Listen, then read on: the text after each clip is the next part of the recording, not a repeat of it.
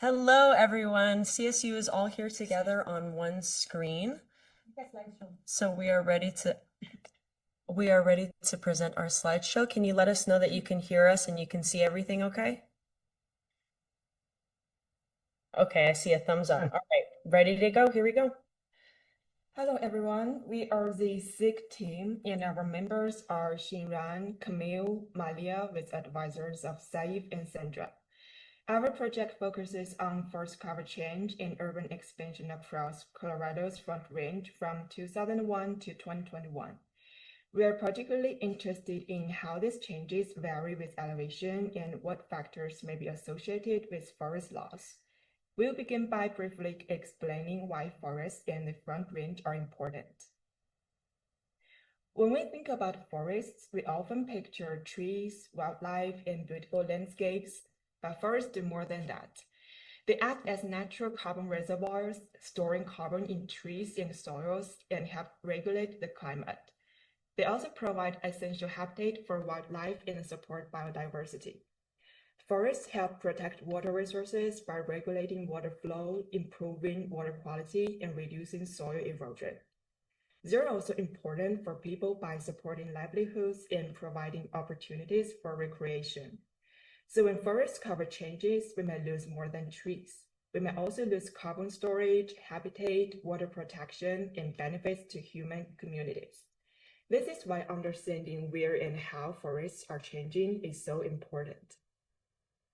Our area of interest is the Colorado Front Range, a transition zone where rapidly growing cities meets grasslands, foothills, and mountain forests. Elevation shapes our local climate here, vegetation and land cover patterns, creating a gradient from urban plains and grasslands at low elevations to forested foothills and mountains higher up. Urban development is concentrated at our lower elevations where land use pressure is the strongest.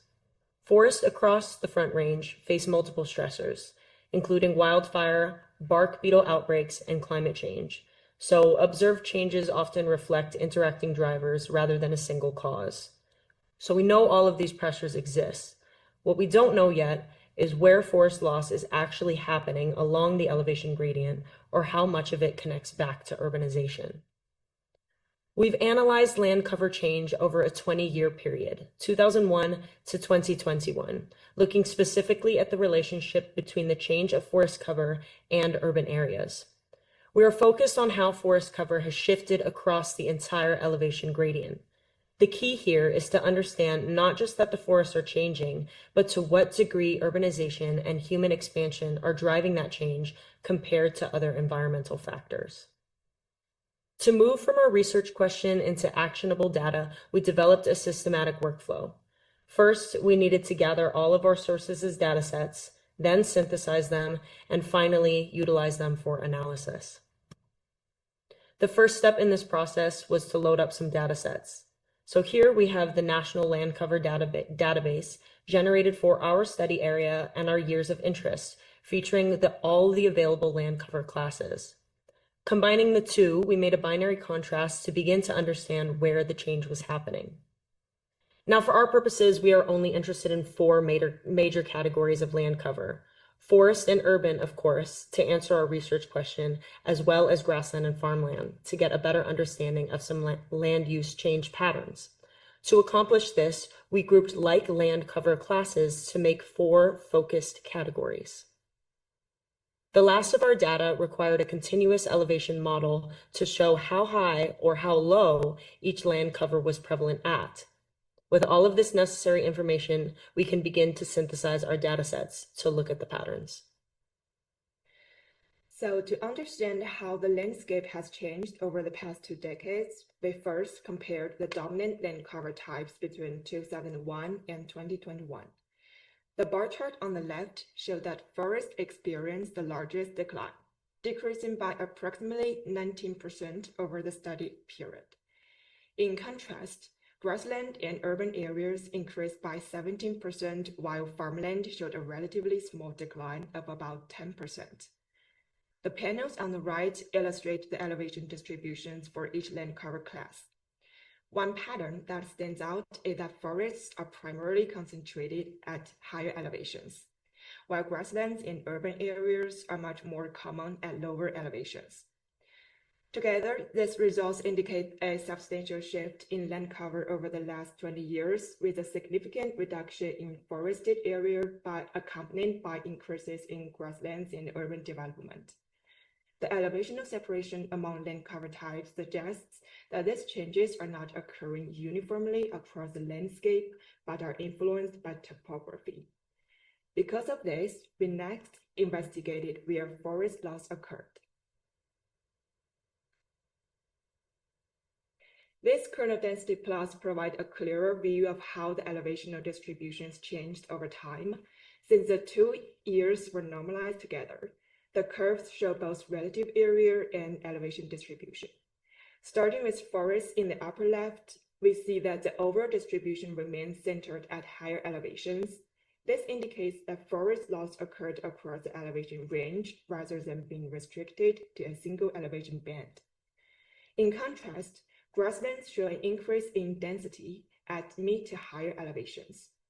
This pattern suggests that some areas formerly classified as forest may now be classified as grassland. Urban land cover also increased, but primarily at lower elevations where development is concentrated. The overall shape of the distribution remains similar, indicating expansion rather than movement into higher elevations. Finally, farmland changed very little over the study period. Overall, the major elevation zones of each land cover type stayed similar, but their relative abundance changed substantially between 2001 and 2021. These maps show the spatial distribution of the 4 dominant land cover types across the Front Range. These spatial patterns reinforced our previous results, showing that forest loss is widespread throughout the study area. Grasslands expanded across many of the same regions. Urban growth is concentrated at lower elevations, and farmland changed relatively little. Together, these maps show that the observed changes are spatially extensive rather than isolated. This violin plot visualizes exactly where forest was lost or gained across our elevation profile. When we look at the red violin on the left, representing forest loss, you can see it spans nearly the entire gradient, but there is a notable heavier tail extending down into the lower elevations below 2,000 meters. This is a key finding for us, as it shows that forest loss was slightly more common in these lower elevation zones than in the higher mountain peaks. On the green side, representing forest gain, we see a much tighter and more concentrated distribution.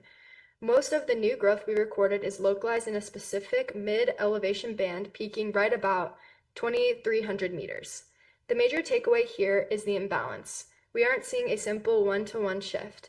The forests are retreating from the lower and higher extremes faster than they are expanding in the middle. This spatial data sets the stage for our final analysis of why this is happening, specifically the contrast between urbanization at those lower elevations and the massive impact of wildfire across the entire range. This figure separates forest cover into deciduous, evergreen, and mixed forests. Deciduous forest is concentrated around 2,500 meters. Its 2021 curve is slightly lower, suggesting a modest decline, but its elevation distribution remains very similar. Evergreen forest shows the largest decrease. The 2021 curve is lower across most elevations, although the peak remains in approximately the same location. This suggests widespread loss within its existing elevation range rather than a clear elevational shift. Mixed forests change very little, with strong overlap between the 2 years. Overall, the main pattern is a decline in forest abundance, especially evergreen forest, while the elevation zones occupied by each forest type remained relatively stable. In these 3 panels, black means the pixels stayed the same between 2001 and 2021, and green means that it changed. And the story here is pretty clear. Deciduous forest was almost entirely unchanged, just a handful of scattered pixels. Mixed forest on the far right shows essentially no change at all. The action is almost all in the evergreen panel. That cluster of green in the upper middle is where nearly all of our forest change is concentrated. The change we're seeing is really being driven by evergreen forest in one specific part of the landscape. On the far left, We have our two starting maps again, the NLCD forest layers for 2001 and 2021. In the middle, we overlaid the change onto elevation, where the grade scale shows terrain from about 1,750 up past 2,750 meters, and the green patches mark where the forest was lost or gained, letting us tie the change to specific slopes and elevations. The map on the right is where it all comes together, since we classified every pixel into 6 categories. Black is non-forest, the greens are stable forest that did not change, and the two colors that answer our questions directly are red for forest loss and blue for forest gain. You can see the answer right away because there's far more red than blue, meaning the forest loss clearly outweighs the scattered gain, and it is concentrated in specific areas rather than spread evenly across the region. So the takeaway is that this landscape lost more forest than it gained over the 20-year window, and by mapping it this way, we can see exactly where that loss is concentrated. After identifying where forest gain and loss occurred, we wanted to determine whether elevation influenced the probability of forest loss. So to do this, we fitted separate logistic regression models for all forest types, deciduous forest, evergreen forest, and mixed forest, which are represented in each of the panels that you see here. Each point in these figures represents the observed probability of forest cover loss within an elevation bin, and the size of the point indicates the volume of pixels. So we found a significant negative relationship between elevation and the probability of forest loss for all forests, deciduous forests, and evergreen forests. And although you can see that the effect was significant, the effect sizes turned out to be relatively small. In contrast, elevation was not a significant predictor for mixed forests. So overall, these results suggest that elevation does indeed play a role in forest loss, but it only explains a small portion of the variation. So because elevation alone had a relatively weak effect, we next evaluated whether other environmental factors could better explain the forest loss we've been observing. Now that we know where the forest loss happened, this chart helps to answer why. Between 2001 and 2021, the landscape lost 398 square kilometers of forest in total, and when we break that down by cause, the story is overwhelming. Fire accounts for about 85% of everything lost. Everything else is minor by comparison, with the other category at roughly 8% and urban development at about 7%. Fire is the dominant force reshaping this landscape, causing more than 10 times the loss of urban expansion and the other causes combined, which tells us that if we want to understand or address forest loss here, fire is where the attention needs to go. Since we found that fire was driving most of the loss, we wanted to see which forest types were actually burning, so this map crosses forest type with burn history. On the left are our familiar 2001 and 2021 forest maps. The large map on the right combines both layers into 6 categories. The 3 lighter shades are unburned deciduous, evergreen, and mixed forests, and the 3 darker shades are the same forest types after they burned. The pattern is striking because so much of the landscape falls into the burned categories rather than the unburned ones, confirming that fire touched a large share of the forest across these 20 years. This lets us go one step deeper than just total loss and see exactly which forest type bore the brunt of all of the burning, which is the piece we needed to connect the dominant cause, which was fire, back to the specific forests being lost. So, what is the main story of the Colorado's Front Range over these 20 years? Forest cover declined by about 19%, while grassland and urban land expanded. Land cover types remained concentrated in similar elevation zones, and elevation forests showed the most substantial decline. Forest loss was slightly more common at lower elevations, but the relationship was weak. The strongest result was that nearly 85% of gross forest loss overlapped with burned areas, while only about 7% represented direct conversion to urban land. So urbanization was part of the story, but it was not the dominant one. Forest change across the Front Range reflects the combined effects of development, elevation, and disturbance. With that, we have reached the end of presentation. Thank you very much for listening, and we would be happy to answer any questions.